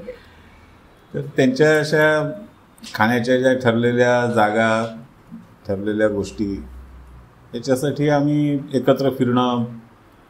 अगदी शिवाजी पार्कचं जे जिप्सी आहे ते जिप्सी त्यांचं एक आवडतं ठिकाण आहे. अच्छा. पण तिथेच साधारण रात्री 12 नंतर जायचं. ओके. हा नियम का? हा नियम. म्हणजे मग बाकी कोणी नसायचं. कारण मग आमच्यासाठीच उघडलं जायचं असं ते. त्यामुळे ते चालू राहायचं. मी मगाशी तुम्हाला ऍक्च्युली विचारणारच होते की दादरचा तुम्ही मेन्शन केलं तर असा कट्टा कुठला ठरलेला होता का की इथे जाऊन सगळे मग भेटतात एकत्र, असा कुठला कट्टा? असं नाही, आमचा सगळ्यांचा एकत्र भेटण्याचा जागा म्हणजे वडाळ्याला एक चंचल स्मृती नावाची बिल्डिंग आहे. तिथे आमचं प्रदेश कार्यालय होतं बरीच वर्ष. पूर्वी जनसंघाचं होतं, नंतर ते भाजपचं झालं. आणि तिथेच एक आमचं राहण्याची जागा होती. आमचे सगळ्यांचे ज्यांनी आम्हाला घडवलं असे वसंतराव भागवत हे तिथे राहायचे. उत्तमराव पाटील आले की ते मुंबईत असले तर ते तिथे राहायचे. एवढंच नाही, अगदी अडवाणीजी अटलजी सुद्धा अनेकदा मुंबईत आल्यानंतर तिथे राहत असत. तिथे साधारणपणे सगळे एकत्र यायचे आणि मग तिथून काय कुठे जायचं असेल तर जायचं. अच्छा, एवढ्या सगळ्या व्यक्ती तिथे राहायला याच्यात तुम्ही कधी अशी वेळ आली की तुम्ही पण तिथे राहताय असं कोणी असताना? अडवाणीजी असताना तर बरेचदा तशी वेळ यायची. अटलजी असताना सुद्धा एक दोनदा मला ती संधी मिळाली होती. अच्छा, मग तेव्हा तुमच्या गप्पा गोष्टी व्हायच्या या लोकांची? अडवाणीजींशी व्हायच्या. अटलजी असे फार गप्पा मारणं आणि यातले नव्हते. मग जगन्नाथराव जोशी होते की ते म्हणजे ते सगळं अड्डा जमवण्यातच, अड्डा जमवून विदर्भाच्या भाषेत चक्कलच करणं हा सगळा प्रकार मग तेव्हा चालायचा. जगन्नाथराव असले की चालायचं. बर बर बर. तुम्ही आता रिसेंटली अयोध्या पुस्तक लिहिलंय, त्याच्याबद्दल मला ऐकायला आवडेल, कारण तुम्ही लिहिता इतकं हे मला माहिती नव्हतं. अयोध्या पुस्तक लिहिलं गेलं 2020 मध्ये बघा. अच्छा, लॉकडाऊन मध्ये? लॉकडाऊन मध्ये. ओके. आणि ते सुद्धा कसं झालं, सुप्रीम कोर्टाचा निर्णय आला राम जन्मभूमीच्या बाजूने. हां.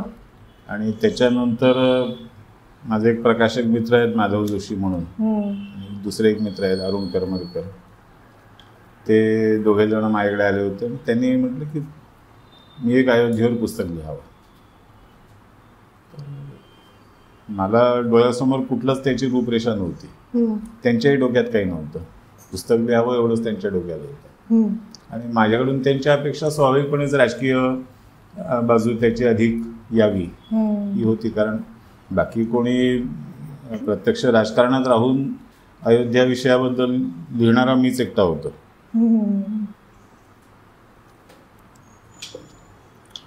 पण मी अयोध्या विषयाचं वाचन अनेक वर्ष करत होतो. मी देवगडला असताना, सिंधुदुर्गला असताना एक छोटी पुस्तिका मी आमच्या जिल्ह्याच्या लोकांसाठी केली होती.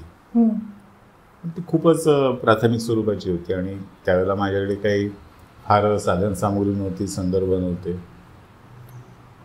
पण नंतरच्या काळामध्ये त्याचा पुष्कळ अभ्यास केला होता, वाचन केलं होतं, बरंच साहित्य माझ्याकडे जमा झालं होतं. त्यामुळे तरी नेमकं काय पद्धतीने लिहावं हे काही चित्र स्पष्ट होत नव्हतं. पण कामाला सुरुवात केली आणि तो एक त्याचा प्रवाह लागला, तो लागलाच. म्हणजे कधी कधी असं वाटतं की कोणीतरी आपल्याकडून ते करून घेतलं, लिहून घेतलं. आणि त्या दुसरा आभार ह्याचे मानले पाहिजेत, करोनाचे. आभारच मानायला पाहिजे. कारण त्यामुळे सगळे दौरे बंद होते, बाहेर जाणं येणं जवळपास नव्हतं, इतर कार्यक्रम नव्हते. त्यामुळे एक मार्गी ते काम मी करू शकलो. जवळजवळ 400 पेक्षा जास्त पानांचं ते पुस्तक आहे. अच्छा. आणि किती दिवसात तुमचं ते झालं लिहून? माझं लेखन पूर्ण झालं साधारण एक 3.5-4 महिन्यात पूर्ण झालं. हो. पण म्हणजे काय लिहायचं त्याची तुम्हाला क्लॅरिटी लगेचच आली तुमच्या समोर? येत गेली, जसं लिहित गेलो तसं येत गेली. कसा रिस्पॉन्स येतो अयोध्येला? नाही, त्या पुस्तकाला खूपच चांगला रिस्पॉन्स मिळाला. त्याच्या 3 आवृत्त्या निघाल्या. हिंदीमध्ये त्याचा अनुवाद झाला, त्याची चांगला प्रतिसाद त्याला आहे. अच्छा. इंग्रजीचं काम चालू आहे, तेही लवकरच येईल बाहेर. बर. तुमच्या पुस्तकांवरून तुम्हाला अशा काही लक्षात राहतील अशा रिॲक्शन झाल्यात? आलं भरपूर. म्हणजे अयोध्यानंतर मी डाव्यांचा खरा चेहरा म्हणून एक पुस्तक लिहिलं. तेही पुस्तक खूप गेलं, त्याच्याही 2 आवृत्त्या झाल्या. ते किती साली लिहिलं? ते आत्ता त्याच्यानंतर म्हणजे एक 22-23ला. अच्छा. हां, 21-22. अच्छा. हो, 21-22. तर त्यावेळेला ते पुस्तक आल्यानंतर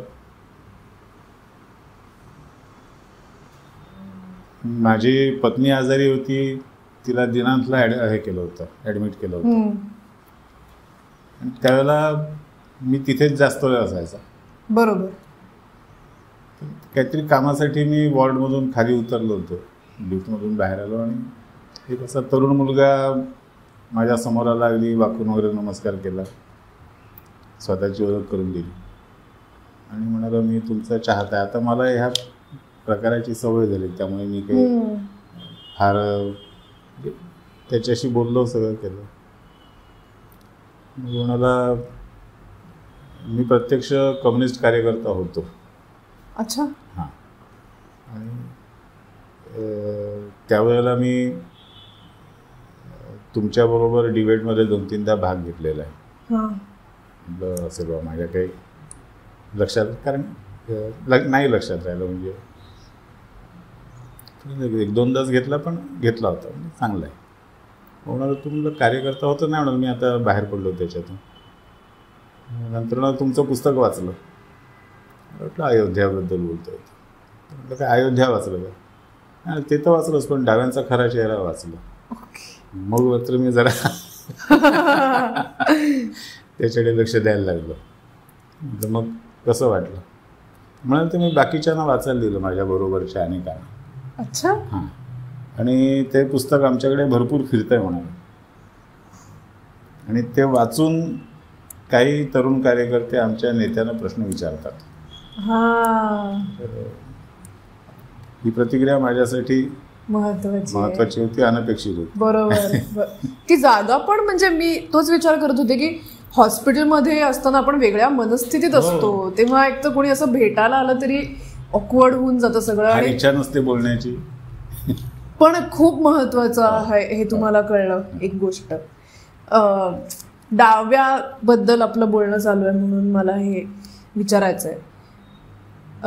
माझ्या इतक्या वयाने आत्ता जी पिढी आहे, आम्हाला स्वतःला पटकन या चौकोनात प्लेस नाही करतायत. आम्हाला उजव्या बाजूच्या काही गोष्टी आवडतात, डाव्या बाजूच्या काही गोष्टी योग्य वाटतात, इथल्या काही आवडत नाही, तिथल्या काही आवडत नाही. तर ही क्लॅरिटी एकतर येण्याची गरज आहे का, आणि ती कशी मिळवायची असते? या बाबतीत अटलजींनी खूप छान शब्दात सांगितलं होतं की 25 की उम्र में जो वामपंथी नहीं होता है उसके दिल की हालत ठीक नहीं है, उसकी जांच करनी चाहिए. एक मिनिट, 25 की उम्र में जो वामपंथी नहीं होता है, म्हणजे डाव्या विचारसरणीकडे ओके जात नाही, त्याचं हृदयाची अवस्था काही बरोबर नाही, त्याला तपासून घेतलं पाहिजे. और 40 के बाद भी जो वामपंथी रहता है उसकी दिमागी हालत ठीक नहीं है. ओके. तरी म्हणजे कन्फ्युजन ते चालूच असतं, म्हणजे तो झगडा काय म्हणतात त्याला, ते द्वंद्व सतत चालू असतं आमच्या मनामध्ये की काय नक्की आपण कुठे आहोत, बरोबर काय, चुकीचं काय. असं आहे की डाव्या बाजूने जो विचार केला जातो अनेक प्रश्नांचा, तो बरोबर असतो, चूक नाही, आणि त्या पद्धतीने विचार केलाच पाहिजे. पण नुसता विचार करून भागत नाही, त्याच्या पुढे जाऊन काही ना काही कृती लागते, काही ना काही प्रत्यक्ष काम लागतं. त्या कृतीचा विचार त्याच्यात नसतो. त्यामुळे नुसता विचार करत राहून काय होणार आहे. जोपर्यंत, म्हणजे हे पुनर्वसनाच्या क्षेत्रामध्ये मी अधिक अनुभवाने सांगू शकतो की पुनर्वसनाच्या क्षेत्रात डाव्या लोकांनी उचललेले मुद्दे 100% नाही 200% बरोबर होते. आणि त्यांनी ते मुद्दे उचलले, त्यांनी आंदोलनं केली, म्हणून पुनर्वसनाचे प्रश्न जिवंत राहिले, त्यांच्या अधिकाराचा मुद्दा जिवंत राहिला. नाहीतर हे प्रश्न केव्हाच गाडले गेले असते आणि त्याच्यावरती माती टाकून सरकार मोकळे झाले असते. त्यामुळे त्यांचं या क्षेत्रातलं जे योगदान आहे ते आहेच, पण त्यांना प्रश्न उठवणं माहिती आहे, प्रश्न सोडवणं मात्र त्यांना माहीत नाही किंवा त्यांना प्रश्न सोडवणं मान्य नाही. आणि त्यामुळे ते प्रश्न सोडवण्यासाठी काही करत नाही, तिथे गडबड आहे. आणि प्रश्न सोडवण्यासाठी ते काही करत नाही हे अनुभव मी पुनर्वसनाच्या क्षेत्रात घेतला. ज्या वेळेला मी पुनर्वसनाच्या क्षेत्रातले प्रश्न सोडवत आणले त्यावेळेला या डाव्या चळवळीमधल्या आंदोलन करणाऱ्या एकेकाची प्रतिक्रिया, अरे बापरे हा प्रश्न संपला का, मग आता पुढे काय करायचं. अशा होत्या. म्हणजे आनंदाची भावना नव्हती त्यात की चला आम्ही 35 वर्ष भांडत होतो, चला एकदाचा बरं झाला प्रश्न सुटला, असं नव्हतं. मी आता आंदोलन या विषयाकडेच येणार होते पुढे. आपण मगाशी बोललो की त्याच्याकडे परत येऊया. आजकाल असं होतंय की रोज नवीन विषयावरती कोणीतरी आंदोलन चालू करतंय. त्याचे नक्की लाभ कोणाला होणार आहे, त्याची या काय मागण्या नक्की काय आहेत याची क्लॅरिटी फार जणांना नसते, ऑब्झर्व्हर्सना. आम्हाला जे दिसतं त्या पलीकडे जाऊन सरकार नक्की कसं डील करतं आंदोलनांची. प्रत्येक आंदोलनाच्या मागे वेगवेगळ्या शक्ती असतात, प्रत्येक आंदोलनाच्या मागे वेगवेगळे हेतू असतात आणि सरकारला त्या सगळ्याची नीट माहिती असते. सरकारची यंत्रणा तेवढी सजग असते आणि त्या माहितीच्या आधारे सरकार प्रत्येक आंदोलनाशी कसं वागायचं त्याचा आपला निर्णय घेत असते. पण म्हणजे सगळ्याच आंदोलनांवरती कार्य करणं गरजेचं नसतं असं म्हणताय तुम्ही. असं नाही, कुठलंही आंदोलन लहान असो मोठं असो त्याची दखल घेऊन त्यातून काही ना काही सोडवणूक तर केलीच पाहिजे, काही ना काही मार्ग काढला पाहिजे. फक्त तो कोणी कसा काढायचा हे प्रत्येक आंदोलनाच्या बाबतीतलं वेगळं असतं आणि ते वेगळं आपण बघतोच. पण आता तुम्ही जे म्हणालात की आंदोलन केल्यावर मागण्या पूर्ण केल्यावर ते म्हणाले की आता आम्ही काय करू, तर हे थोडीशी अशी गोष्ट आहे जी माहिती नसते लोकांना की असे हेतू असतात आंदोलनांच्या मागे, असू शकतात, प्रत्येक वेळी असतातच असं नाही पण असू शकतात. हेतू असा त्याला शब्द न जोडता त्यांनी प्रश्न पूर्णपणे सोडवणं असा विचारच केलेला नाही. जे वाडीतल्या लोकांनी रस्त्याच्या बाबतीत ते मला आता आठवत की त्यांनी तो विचारच केलेला नाही, त्यांनी फक्त आपला प्रश्न मांडला. बरोबर. तसं हे आंदोलन करणारे त्या प्रश्नांसाठी भांडत राहिले, पण जेव्हा त्यांच्याही लक्षात आलं की आता हे सगळे विषय संपले, आता भांडायला मुद्दा नाही, तेव्हा तो जो रिकामेपणा आला तो त्यांना अपेक्षित नव्हता. बरोबर. आणि हा जो म्हणजे अशा पद्धतीने आंदोलन करणाऱ्यांची जी भावना आहे किंवा असा करणारा जो वर्ग आहे त्यालाच मोदीजीने आंदोलनजीवी म्हटलं. आंदोलनजीवी. आणि म्हणजे हा माझ्याकडचा पुनर्वसनाचा अनुभव तर खूप छोटा आहे, पण स्वतः मोदीजींनी गुजरातमधल्या नर्मदा पुनर्वसनाचं काम ज्या पद्धतीने केलं आणि त्याच्यातलं मेधा पाटकरांचं आव्हान त्यांनी ज्या पद्धतीने परतून लावलं ती तर अख्ख्या जगाने अभ्यास करण्यासारखी केस स्टडी आहे.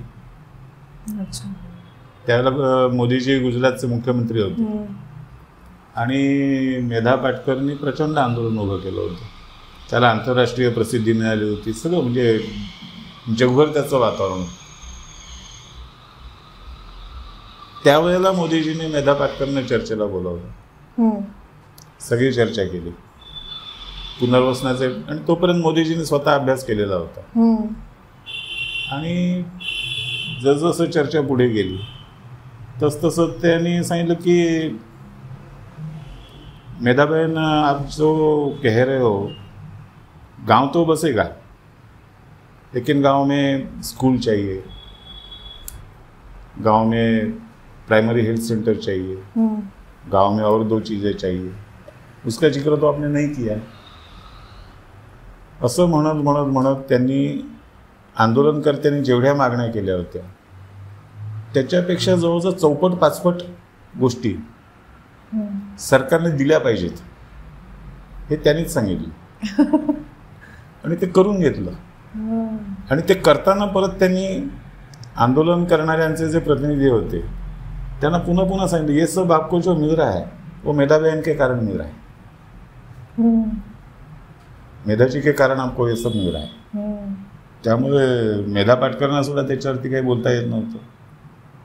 पण या पद्धतीने पुनर्वसनाचे विषय हाताळल्यामुळे गुजरातमधलं आंदोलन बघता बघता नाहीसं झालं. आज कोणाला त्याची आठवणही नाही. जे शिंदे सरकार, फडणवीस सरकार आणि पवारांचं सरकार एकत्र आलं त्यामुळे बऱ्याच मतदारांना कुठेतरी फसवलं गेल्याची भावना आली, तीनही मतदारांना. कारण काय, कोणी कोणाला कशासाठी मत दिलं होतं ते आपण त्याच्यात पडू शकत नाही, पण त्यांनी बाकीच्या दोघांना मत दिलं नव्हतं आणि हे तिघं एकत्र आलेत म्हणल्यावर असं कसं झालं असा प्रश्न खूप लोकांना पडला. शिंदे साहेबांच्या बाबतीत हा प्रश्न पडण्याचं कारण नव्हतं आणि पडलाही नाही. कारण मुळात 2019च्या निवडणुका या आम्ही आणि शिवसेनेने एकत्र लढवल्या होत्या, युती म्हणून लढवल्या. तिथे युती म्हणून मतं मागितली, देवेंद्रजींच्या नेतृत्वाखाली मागितली मतं. आणि त्या निवडणुकांचे निकाल लागत असताना उद्धव ठाकरेंनी विश्वासघाताचं काम केलं आणि काँग्रेस राष्ट्रवादीशी हातमिळवणी केली. म्हणजे जर खरं म्हणजे जनतेची फसवणूक झाली असेल तर ती त्या दिवशी झाली होती.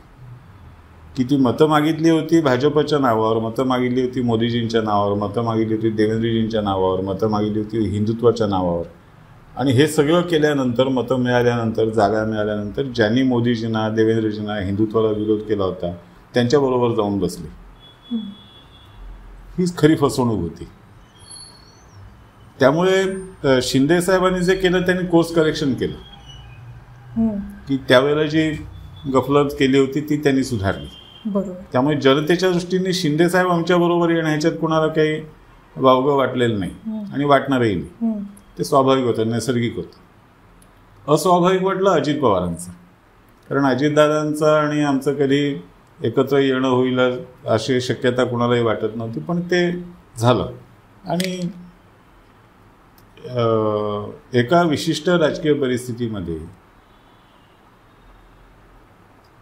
हा निर्णय दोन्ही बाजूंनी घेतला गेला. एकतर आमच्याकडून असे की कोणी जर आमच्याकडे येत असेल तर आम्ही कशाला नाही म्हणू, येणाऱ्या माणसाला नाही म्हणण्याची आम्हाला काही कारण नाही. त्यामुळे ते आले, आम्ही त्यांना आमच्याबरोबर घेतलं.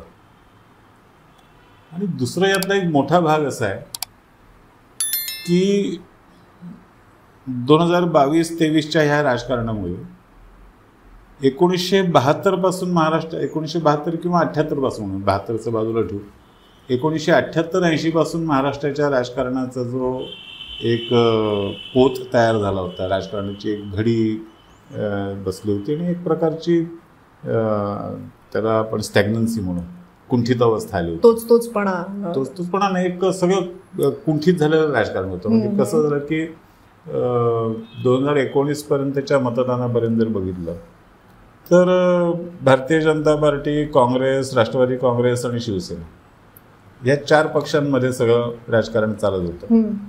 आणि या 4 पक्षांना साधारणपणे 23 पासून 28% मतं पडत होती.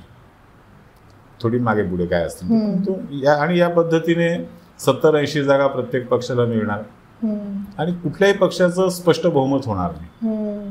100 पेक्षा जास्त जागा पहिल्यांदा आम्ही 2014 मध्ये जिंकल्या एकट्याने लढून. 122 जागा आम्ही जिंकल्या. त्यावेळेला ही कोंडी फुटायला सुरुवात झाली होती, पण ती कोंडी पूर्णपणे फुटत नव्हती. एकतर कैलासवासी बाळासाहेब ठाकरे अस्मितेचा मुद्दा घेऊन बोलत होते, तर शरद पवार साहेब साखर कारखानदारीच्या मुद्द्याभोवती त्यांचं सगळं राजकारण उभं करत होते. जसजसा या नेत्यांचा प्रभाव कमी होत गेला, म्हणजे आज कैलासवासी बाळासाहेब ठाकरेंचं नाव सांगणारे त्यांचे कौटुंबिक वारस जे आहेत ते त्यांच्या सगळ्या मुद्द्यांपासून खूप दूर गेलेत. ते आता अस्मितेबद्दल बोलत नाहीत, ते आता हिंदुत्वाबद्दल बोलत नाहीत, कुठल्याच विषयांबद्दल बोलत नाहीत. ते तिथून लांब निघून गेलेत. आणि जे त्यांचा वारसा सांगतायत शिंदे साहेब, ते त्यांचे कौटुंबिक वारस नाहीत, ते त्यांचे राजकीय वारस आहेत. त्यामुळे त्या अर्थाने घराणेशाहीचा मुद्दा तिथे पूर्णपणे बाजूला पडला, संपला. आणि अस्मितेच्या मुद्द्याला सुद्धा वळण मिळालं. अस्मितेच्या मुद्द्याला सुद्धा वळण मिळालं. आणि तेच पवार साहेबांच्याही बाबतीत झालं की आज अजितदादा पवार आमच्याबरोबर आल्यानंतर पवार साहेबांनी सुरू केलेला घराणेशाहीचा जो काही प्रयत्न होता तो संपला, तो बाजूला पडला. त्यांचा स्वतःचा राजकारणावरचा प्रभाव पकड ही खूप ढिली झाली की खुद्द बारामती तालुक्यात त्यांना ग्रामपंचायती जिंकता आल्या नाहीत आत्ताच ताज्या निवडणुकांमध्ये. त्यामुळे त्यांचा तो राजकीय प्रभाव कमी झाला हे स्पष्ट झालं. आणि साखर कारखानदारीच्या क्षेत्रामध्ये किंवा एकूणच साखर आणि ऊस या विषयामध्ये एक वेगळी घडी बसायला सुरुवात झाली की राष्ट्रीय साखर महासंघाचं अध्यक्षपद भारतीय जनता पार्टीच्या एका नेत्याला मिळालं. त्यामुळे त्या क्षेत्रामध्ये सुद्धा नवी बांधणी, नवी मांडणी सुरू झाली. या सगळ्या अर्थाने महाराष्ट्राच्या राजकारणाची फेरमांडणी ही या काळामध्ये सुरू झाली. आणि त्याचा नेमकी ही मांडणी आता कुठल्या दिशेने जाईल हे काय आज सांगता येणार नाही. पण मागचं आता काही राहणार नाही. मागची जी कोंडी होती ती संपली. आता जे होईल ते नव्याने होईल. नवं चित्र उभं राहील, नवी मांडणी होईल. आणि येत्या 30, 35, 40 वर्षांच्या राजकारणाची मांडणी करण्याची ही संधी या निमित्ताने उपलब्ध झाली. हे त्यातलं लक्षात घेतलं पाहिजे. म्हणजे हा बदल होणं गरजेचं, खूप गरजेचं होतं. अशा तऱ्हेचा बदल हा अत्यावश्यक होता. तो कुठल्या पद्धतीने झाला याबद्दल प्रत्येकाचे मतभेद असू शकतील, पण बदल होणं हे आवश्यक होतं. महाराष्ट्राच्या भल्यासाठी ती कोंडी फुटणं आवश्यक होतं. एक शेवटचा मुक्त प्रश्न म्हणूया आपण याला. आजच्या तरुणांनी देशाच्या दृष्टीने किंवा देशाच्या हेल्थच्या दृष्टीने काय करणं, कसं वागणं अपेक्षित आहे असं तुम्हाला वाटतं? हा सगळ्यात अवघड प्रश्न. म्हणजे तुम्ही एक राजकारणाचा विश्लेषक म्हणून किंवा भाग म्हणून मी नाही विचारत आहे, पण तुम्ही खूप 50 वर्ष तुम्ही ऍक्टिव्ह आहात या क्षेत्रात, तर तुम्ही खूप बदल बघितले, तुम्ही खूप जणांची वेगवेगळ्या कामाची पद्धती बघितली आहे. या सगळ्यामध्ये तुम्हाला काय वाटतं की एक चांगला बदल मला या अलीकडच्या काळात जाणवतो की आजचा तरुण हा आजच्या प्रश्नांपासून दूर नाही आहे. त्याला माझा काही संबंध नाही अशी भावना त्याची नाही आहे. त्याची मतं आहेत त्याच्याबद्दल. ती मतं योग्य, अयोग्य, चूक, बरोबर हा चर्चेचा विषय राहील. पण निदान त्या विषयांबद्दल तो काही विचार करतो, त्याला काही जाणून घ्यायची इच्छा आहे, त्याला काही मत मांडायची इच्छा आहे. आणि जेव्हा मत मांडायची इच्छा असते तेव्हा बदल करण्याची इच्छा असते.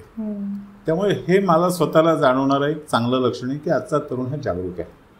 आजचा तरुण वर्गाला या सगळ्या प्रश्नांचं भान आहे, बदलत्या परिस्थितीचं भान आहे. आता हे भान अधिक डोळस असलं पाहिजे, अधिक चांगलं असलं पाहिजे. आणि त्याच्यातून कोणते मार्ग स्वीकारायचे हे डोळसपणाने स्वीकारलं गेलं पाहिजे. तो डोळसपणा तरुण पिढीत कसा येईल, अभ्यासातून येईल, अभ्यासातून चर्चेतून येईल, तो आला पाहिजे. म्हणजे जास्त सजग राहून ऑब्झर्वेशन लेवलवरती जरा जास्त काम करून, नुसतं ऑब्झर्वेशन नाही, अभ्यासही केला पाहिजे. वाचन. हा, मी ऑब्झर्वेशन म्हणजे अभ्यास दृष्टीनेच ऑब्झर्वेशन म्हणते. आणि आज कसं आहे, सुदैवाने आम्हाला जे उपलब्ध नव्हतं ते सगळं तुम्हाला उपलब्ध आहे. बरोबर. आम्हाला जी साधनं कल्पनाही करता येत नव्हती अशी अभ्यासाची साधनं तुम्हाला उपलब्ध आहेत. ती उपलब्ध करून तुम्ही केलं पाहिजे. तुम्हाला संधी जास्त आहे.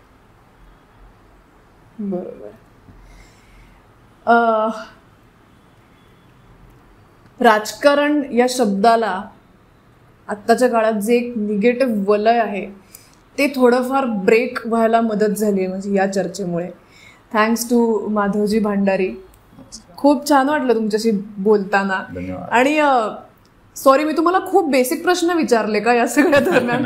कारण मला खूप गोष्टी माहिती नाही आहेत ऑनेस्टली राजकारणाविषयी, पण ती निगेटिव्हिटी माझी नक्की ब्रेक झाली आहे. तुम्ही तुमचा अनुभव कसा होता ही चर्चा ऐकण्याचा ते कमेंट्समध्ये नक्की कळवा. आपण पुढच्या भागात भेटूया. धन्यवाद.